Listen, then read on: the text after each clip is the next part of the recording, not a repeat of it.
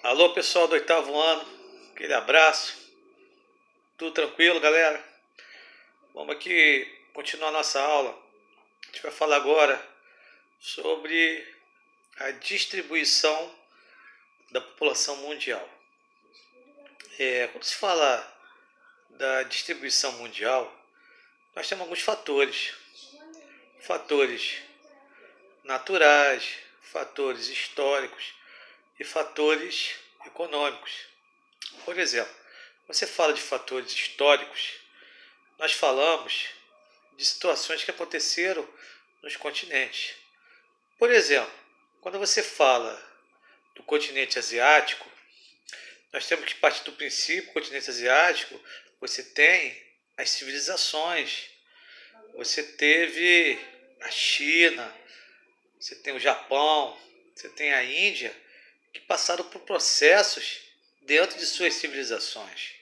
Então são aspectos considerados o quê? Históricos.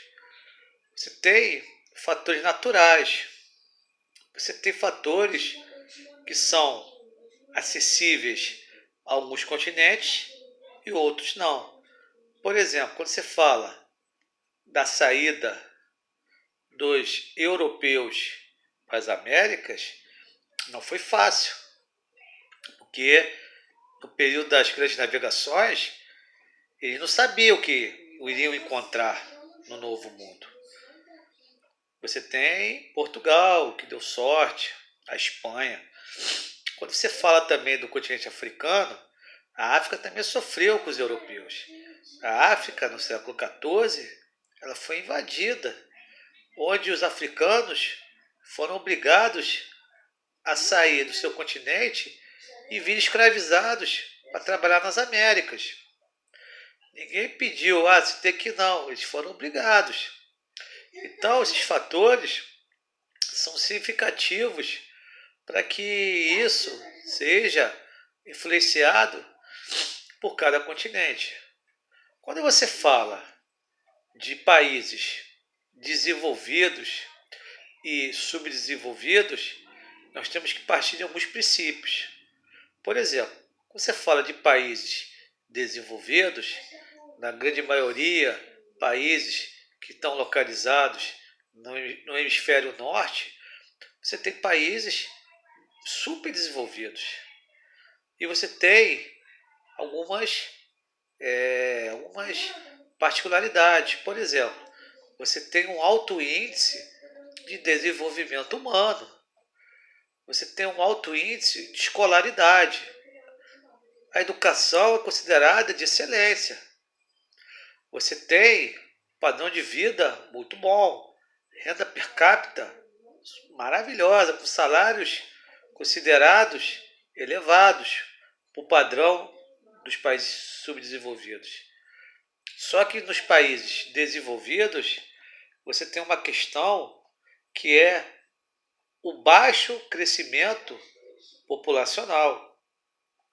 Você tem fatores, como por exemplo, a entrada da mulher no mercado de trabalho.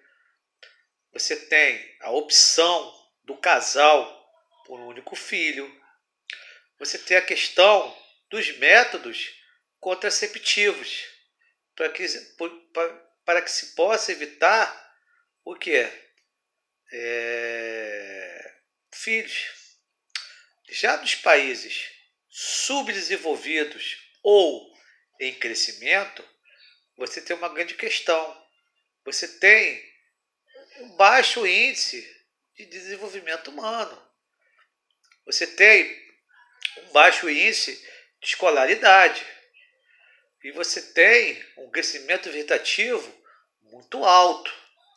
Nós temos um exemplo prático de China e da Índia, que são países subdesenvolvidos, emergentes, em crescimento, e com a população de aproximadamente, juntando os dois, de quase 4 bilhões de habitantes. Você tem quase 50% da população mundial, tanto na Índia e na China. Então, os fatores econômicos são fatores que podem ou não diferenciar os continentes. Por exemplo, você fala nas Américas, você fala em 3 Américas: a América do Norte, a América Central e a América do Sul.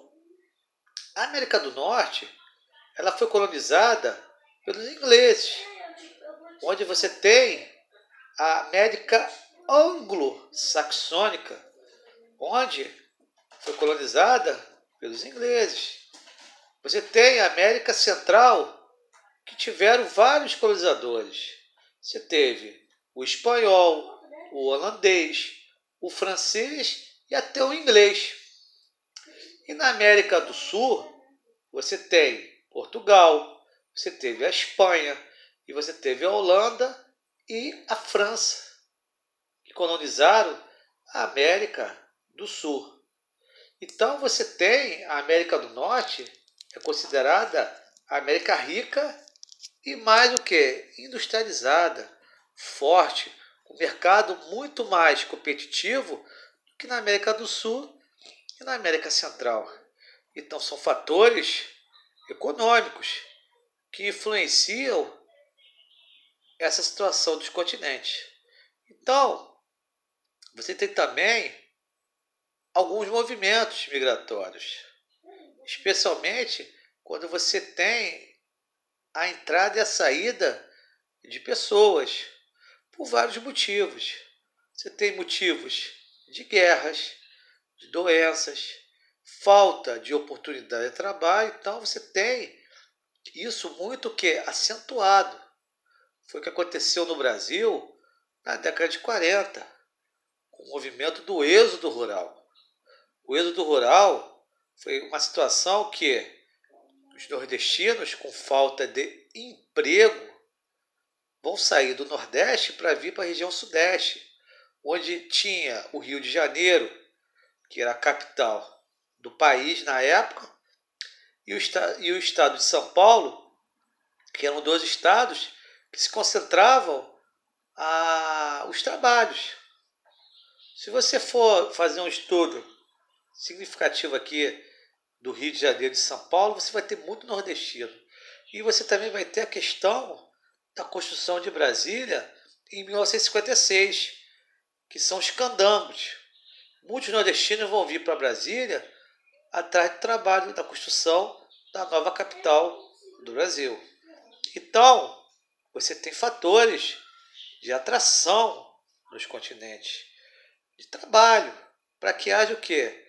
Uma melhoria de vida para essas pessoas que precisam do trabalho.